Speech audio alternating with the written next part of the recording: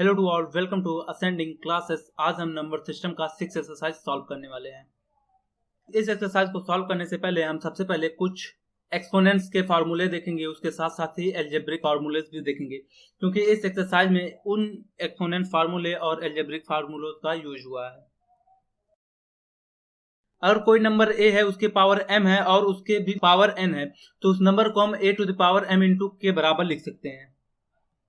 ठीक उसी तरीके से अगर a to the power m into a to the power n है, तो उसको हम a to the power m into n लिख सकते हैं। जैसे मान लीजिए अगर यहाँ पर a की जगह 2 है, m की जगह 3 है और n की जगह 4 है, तो हम 2 टू द पावर 3 इंटू 4 लिख सकते हैं। ठीक उसी तरीके से अगर a to the power m upon a to the power n है, तो उसको हम a to the power m minus n लिख सकते हैं। ठीक उसी तरीके से a to the power minus x को हम 1 upon a to the power x के बराबर लिख सकते हैं। a to the power m into b to the power m जो होगा वो a b to the power m के बराबर होगा। यानी कि अगर a की जगह 2 है और b की जगह 3 है और m की जगह 4 है, तो इसको हम 2 इंटू 3 टू द पावर 4 लिख सकते हैं। तो आइए एक्सरसाइज को सॉल्व करते हैं। एक्सरसाइज फर्स्ट क्वेश्चन का फर्स्ट पार्ट है 64 टू द पावर 1/2। हमको इसमें 64 टू द पावर 1/2 की वैल्यू फाइंड करनी है। हम 64 को 2 टू द पावर 6 लिख सकते हैं। हमने एक फार्मूला पढ़ा है कि a to the power m to the power n को हम a to the power m into n लिख सकते हैं। यानी कि हम 2 to the power 6 to the power 1/2 को हम 2 टू द पावर 6 इंटू 1/2 के बराबर लिख सकते हैं। अब हम 6 में 1/2 का मल्टीप्लाई करेंगे, यहाँ पर 2 से 6 कटेगा तो यहाँ पर 3 आ जाएगा। यानी कि 2 टू द पावर 6 इंटू 1/2 जो होगा वो 2 टू द पावर 3 के बराबर आएगा, और 2 टू द पावर 3 जो होता है वो 8 के बराबर होता है। यहां से हमको ये पता चला कि 64 टू द पावर 1/2 जो होगा वो 8 के बराबर होगा। हम यहाँ पर 2 टू द पावर 6 ना लेकर के 8 टू द पावर 2 भी ले सकते थे, क्योंकि हम जानते हैं कि 64 जो होता है वो 8 का स्क्वायर होता है। तो यहाँ पर हम 2 टू द पावर 6 की जगह अगर हम 8 स्क्वायर लिखते तो यहाँ से 2 से 2 कट जाता तो वो 8 बच जाता, तो हमको डायरेक्ट आंसर मिल जाता। सेकंड पार्ट हमारे पास है 32 टू द पावर 1/5। तो 32 को हम 2 टू द पावर 5 लिख सकते हैं, और हमने एक फार्मूला पढ़ा है कि a to the power m to the power n equal to the power m into n के बराबर होगा। तो 2 to the power 5 to the power 1/5 जो होगा वो 2 टू द पावर 5 इंटू 1/5 के बराबर होगा। से 5 कट जाएगा तो ये 2 के बराबर हो जाएगा। यानी कि 32 टू द पावर 1/5 जो होगा वो 2 के बराबर होगा। थर्ड पार्ट हमारे पास है 125 टू द पावर 1/3। हम जानते हैं कि 125 जो है वो 5 का क्यूब है, तो 125 टू द पावर 1/3 जो होगा वो 5 क्यूब टू द पावर 1/3 होगा। यहाँ पर 3 से 3 कट जाएगा तो 5 to the power 3 to the power 1/3 जो होगा वो 5 के बराबर होगा। यानी कि 25 टू द पावर 1/3 जो होगा वो 5 के बराबर होगा। सेकंड क्वेश्चन में भी हमको वैल्यू फाइंड करनी है, इसमें सेकंड क्वेश्चन का फर्स्ट पार्ट है 9 टू द पावर 3/2। 9 को हम 3 का स्क्वायर भी लिख सकते हैं, क्योंकि हम जानते हैं कि 9 जो है वो 3 का स्क्वायर है। यहां पर भी ये फार्मूला सेटिस्फाई कर रहा है। तो 2 में हम 3/2 का मल्टीप्लाई करेंगे, यहां से 2 से 2 कट जाएगा और रिजल्ट जो बचेगा वो 3 क्यूब बचेगा। और हमें जानते हैं कि 3 क्यूब का वैल्यू जो होता है वो 27 के बराबर होता है। तो यहां से हमको ये पता चल गया 9 टू द पावर 3/2 जो होगा वो 27 के बराबर होगा। सेकेंड पार्ट हमारे पास है 32 टू द पावर 2/5। हम 32 को 2 टू द पावर 5 भी लिख सकते हैं। फिर हम 5 को 2/5 से मल्टीप्लाई करेंगे तो रिजल्ट हमारे पास जो आएगा वो 2 स्क्वायर आएगा, क्योंकि यहाँ पर 5 से 5 कट जाएगा। और हम जानते हैं कि 2 स्क्वायर की वैल्यू जो होती है वो 4 के बराबर आती है। तो 32 टू द पावर 2/5 जो होगा वो 4 के बराबर होगा।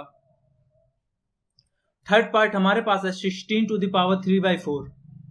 16 को हम 2 टू द पावर 4 भी लिख सकते हैं।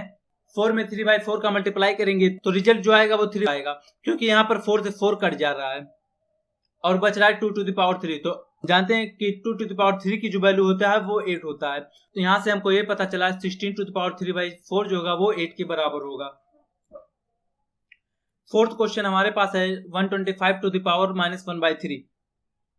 हमने एक फार्मूला पढ़ा है कि a to the power -x को हम 1/x भी लिख सकते हैं। तो यहाँ पर a जो है वो 125 के बराबर है और x जो है वो 1/3 के बराबर है।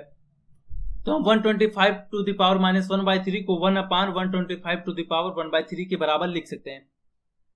हम जानते हैं कि 125 जो है वो 5 का क्यूब है, तो 125 को हम 5 क्यूब भी लिख सकते हैं। तो यहाँ पर हम 3 और 1/3 का मल्टीप्लीकेशन करेंगे तो 3 से 3 कट जाएगा, तो यहाँ पर बचा 5 टू द पावर 1। तो यहाँ पर रिजल्ट जो आएगा वो 1/5 आएगा, यानी कि हम 125 टू द पावर -1/3 को 1/5 भी लिख सकते हैं। थर्ड क्वेश्चन है जिसमें हमको सिंप्लीफाई करना है। थर्ड क्वेश्चन का फर्स्ट पार्ट है 2 to the power 2/3 into 2 to the power 1/5। हमने एक फार्मूला पढ़ा है a to the power m into a to the power n को हम a to the power m into n लिख सकते हैं। यहाँ पर a जो है वो 2 है और m जो है वो 2/3 है और n जो है वो 1/5 है, यानी कि 2 to the power 2/3 into 2 to the power 1/5 को हम 2 टू द पावर 2/3 प्लस 1/5 के बराबर लिख सकते हैं। अब हम 2 टू द पावर 3 प्लस 1/5 को ऐड करेंगे तो रिजल्ट हमारे पास आएगा 2 टू द पावर 10 प्लस 3/15 और ओवरऑल रिजल्ट जो हमारा आएगा वो 2 टू द पावर 13/15 आएगा, यानी कि 2 to the power 2/3 into 2 to the power 1/5 जो आएगा वो 2 टू द पावर 13/15 के बराबर आएगा। सेकेंड पार्ट हमारे पास है 1/3 to the power 3 whole power 7। हम एक फार्मूला जानते हैं कि जब पावर के भी ऊपर पावर लगा रहता है तो हम दोनों पावर को मल्टीप्लाई कर देते हैं। जैसे यहाँ पर 3 के पावर 7 लगा है तो हम 3 और 7 का मल्टीप्लीकेशन कर देंगे। 1 के पावर 7 लगाएंगे तब भी रिजल्ट 1 आएगा, क्योंकि 1 के ऊपर हम किसी भी नंबर का पावर लगा दे तो रिजल्ट 1 ही आता है।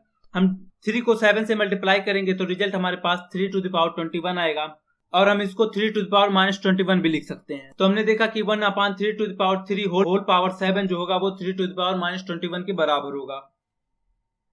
थर्ड पार्ट हमारे पास है 11 to the power 1/2 upon 11 to the power 1/4। Formula ये देखा है कि जब बेस सेम रहता है तो पावर को हम सब्ट्रैक्ट कर देते हैं। तो हम 1/2 में से 1/4 को सब्ट्रैक्ट कर देंगे, तो 1/2 से 1/4 सब्ट्रैक्ट करेंगे तो हमारे पास रिजल्ट 1/4 आएगा। यहां से हम ये देख सकते हैं कि 11 to the power 1/2 upon 11 to the power 1/4 को हम 11 टू द पावर 1/4 भी लिख सकते हैं। फोर्थ पार्ट हमारे पास है 7 to the power 1/2 into 8 to the power 1/2। यहाँ पर देख रहे हैं पावर सेम। हम फार्मूला जानते हैं कि जब पावर सेम रहता है तो हम दोनों नंबर को मल्टीप्लाई कर देते हैं और फिर उसके ऊपर पावर लगा देते हैं। तो हम 7 और 8 को मल्टीप्लाई करेंगे, उसके बाद उसके ऊपर वो सेम पावर लगा देंगे। तो 7 और 8 को मल्टीप्लाई करेंगे तो रिजल्ट हमारे पास 56 आएगा, उसके बाद हम पावर 1/2 लगा देंगे।